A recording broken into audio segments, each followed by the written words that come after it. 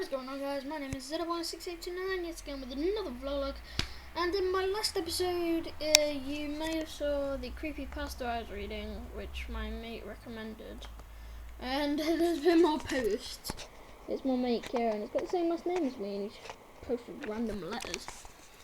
Anyway, let's get back to Squidward's suicide. It's a bit weird so far, but yeah.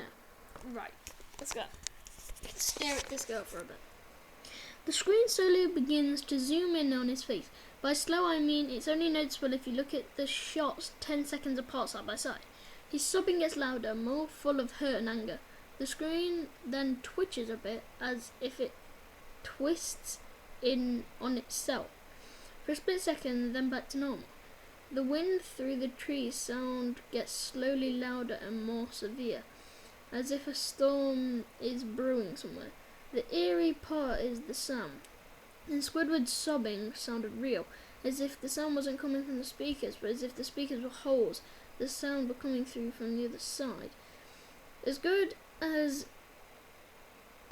sound as the studio likes to have, they don't purchase the equipment to be that good to produce sound of quality. Below the sound of the wind and sobbing, very faint, something sounded like laughing. It came at odd intervals and never lasted more than a second, so you had a hard time pinning it. We watched this show twice, so pardon me if things sound too specific, but I've had time to think about them.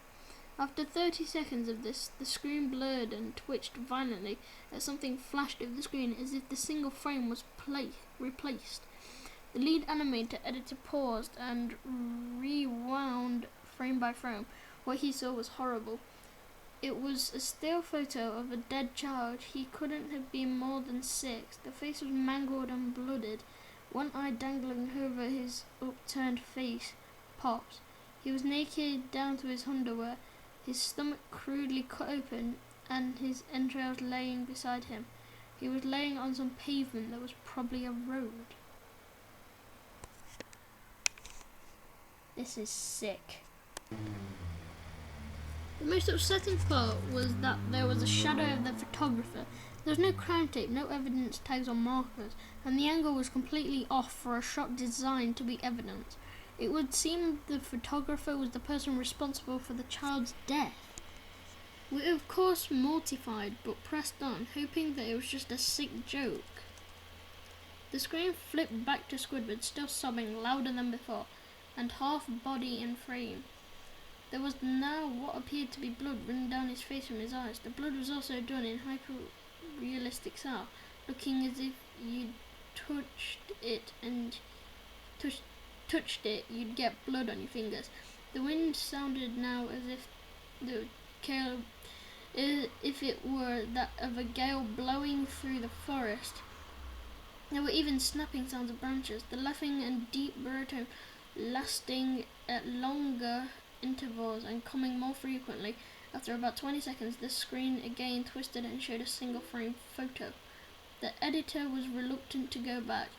We all were, but he knew he had to. This time the photo was that of what appeared to be a little girl, no other than the first child.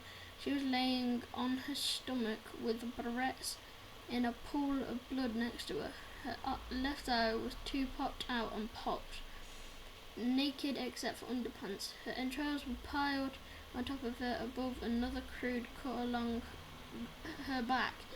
Again, the body was on the street and the photographer's shadow was visible, very similar in size and shape to the first. I had to choke back vomit, and one intern, the only female, ran out. The show resumed. About 5 seconds after the second photo played, Squidward went silent, as did all sound, like it was when this scene started. He put his tentacles down, and his eyes were now done in hyperrealism, like the others were in the beginning of this episode. They were bleeding, bloodshot, and pulsating. He just stared at the screen as if watching the viewer.